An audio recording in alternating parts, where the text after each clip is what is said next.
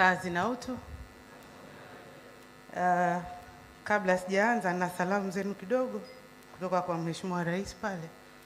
Wakati mnaitikia ule wimbo wa Zanzibar, alisema sauti nzito. Kwa hiyo hizo ndio salamu zenu. Mheshimiwa Dr. Samia Suluhu Hassan, Rais wa Jamhuri ya Muungano wa Tanzania. Mheshimiwa Doto Mashaka Biteko, Naibu Waziri Mkuu mstaafu wa Jamhuri ya Muungano wa Tanzania. Waheshimiwa mawaziri na manaibu waziri. Mheshimiwa Mkuu wa Mkoa wa Kusini Unguja, Waheshimiwa wakuu wa wilaya mliopo, Waheshimiwa wabunge na wawakilishi, viongozi wa chama na serikali, wadau wa sekta binafsi, taasisi za fedha, waandishi wa habari, mabibi na mabwana, Jamhuri ya Muungano wa Tanzania. Awali ya yote, napenda kumshukuru Mwenyezi Mungu mwingi wa rehema kwa kutujalia uhai, afya njema na kutuwezesha kukutana pamoja katika hafla hii ya kipekee.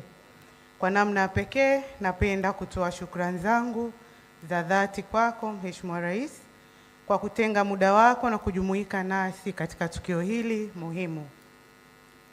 Uwepo wako ni heshima kubwa kwetu na ni ishara ya kutambua na kuunga mkono juhudi zinazolenga kuunganisha vipaji, ubunifu wa vijana, uhifadhi wa mazingira na maendeleo endelevu ya jamii zetu. Mheshimiwa Rais, kwa niaba ya Mwanamke Initiative Foundation MIF, kwa kushirikiana We Are Better Africans WABA, tunakukaribisha kwa moyo wa dhati katika tukio hili la kipekee la mnada wa picha zinazoadhimisha uzuri, utamaduni na mazingira ya Kizimkazi. Usiku wa leo sio usiku wa picha tu, bali ni usiku unaohusu pia simulizi, vipaji na ubunifu wa vijana, urithi wetu wa asili na utamaduni, pamoja na hatua tunazoweza kuchukua leo ili kuhakikisha vizuri tulivyo navyo tunavithamini na vinaendelea kuwepo kwa ajili ya vizazi vya sasa na vijavyo. Mheshimiwa Rais, kwa upande wetu MIF na WABA tunaamini vijana si watazamaji wa maendeleo, bali ni washiriki na wabunifu wa maendeleo hayo. Vipaji vyao vinaweza kuwa chanzo cha ajira, kipato, ubunifu na mabadiliko chanya katika jamii. Hivyo, tukio hili linaonyesha wazi kwamba sanaa na mazingira vinaweza kwenda pamoja na kwamba uhifadhi wa mazingira unaweza pia kuwa fursa ya kiuchumi kwa vijana. Tunapolinda misitu, bahari, wanyamapori na bayoanuai, hatulindi mazingira pekee, tunalinda pia historia, utamaduni, maisha na fursa za kiuchumi za jamii zetu. Mheshimiwa Rais, tumeazimia kuelekeza sehemu ya fedha zinazopatikana kupitia mnada huu katika kusaidia taasisi zinazohudumia zaidi ya watu 100 kuhamia kutoka matumizi ya nishati chafu kwenda nishati safi ya kupikia.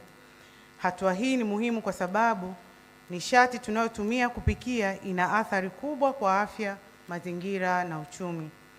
Kupunguza matumizi ya kuni na mkaa kutasaidia kupunguza shinikizo kwenye misitu, kulinda vyanzo vya maji na bayoanuai na kujenga mazingira salama na yenye uhai kwa vizazi vijavyo. Kwa msingi huo, nishati safi ya kupikia si suala la jikoni pekee, ni sehemu ya ajenda pana ya kulinda afya za wananchi, kuhifadhi mazingira, kuwawezesha wanawake na vijana, kupunguza gharama za maisha na kuchochea maendeleo ya kiuchumi na kijamii. Mheshimiwa Rais, kwa kuwa kakaangu Shaban Kisu hapa amesema kwamba siku ya leo sio siku ya kuzungumza sana, lakini ni siku ya kukusanya hela. Kwa hiyo naomba na mimi nifupishe hotuba yangu na niwaombe wadau wote waliopo hapa kuungana nasi katika safari hii. Tushirikiane kuhakikisha vipaji vya vijana vinapata nafasi ya kukua na kuleta matokeo, mazingira yetu yanalindwa na jamii zetu zinapata fursa ya kutumia nishati safi, salama na endelevu. Tushirikiane kulinda misitu yetu, bahari zetu, bayoanuai na utamaduni wetu, huku tukifungua fursa zaidi kwa vijana kutumia vipaji vyao kwa tija na kujenga maisha bora. Kwa mara nyingine, napenda kukushukuru sana Mheshimiwa Rais pamoja na wageni wote waalikwa, wadau na washiriki kwa kuwa nasi usiku huu, kwa kuthamini sanaa, kuunga mkono vipaji vya vijana na kuwa sehemu ya juhudi za kujenga jamii inayothamini mazingira, afya na matumizi ya nishati safi na salama. Karibuni kwenye mnada, karibuni kuthamini sanaa, karibuni kuunga mkono vipaji na ubunifu wa vijana. Na zaidi ya yote, karibuni kuwekeza katika mazingira salama, nishati safi na maisha bora kwa vizazi vya sasa na vijavyo. Asanteni sana kwa kunisikiliza.